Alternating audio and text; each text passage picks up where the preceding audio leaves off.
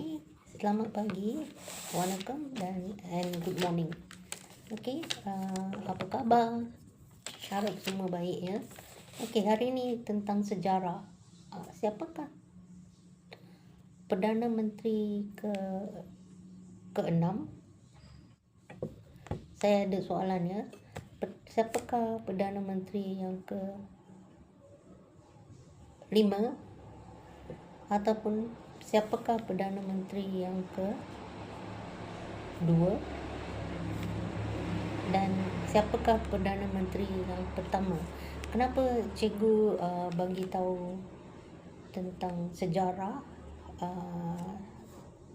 semua Perdana Menteri yang telah menjadi Perdana Menteri? Ramai murid yang tidak tahu nama mereka. Pada era sekarang, bila saya tanya soalan Perdana Menteri pertama, terus ramai murid-murid tak tahu. So, tips dari Perdana Menteri pertama ke Perdana Menteri ke-6, ingatkan R-A-H-M-A-N, Rahman. So, Perdana Menteri yang pertama ialah Tunku Abdul Rahman. Perdana Menteri kedua ialah Tun Abdul Razak. Perdana Menteri ketiga ialah Tun Hussein On. So, Perdana Menteri keempat Tun Mahathir.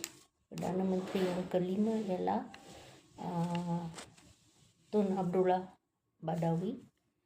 Dan Perdana Menteri keenam ialah Datuk Seri Najib Razak. So, Perdana Menteri yang seterusnya MMSA.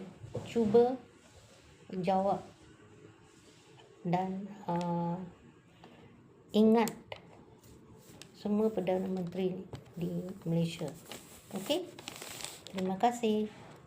Jangan lupa like video saya,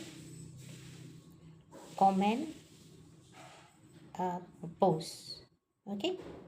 Terima kasih.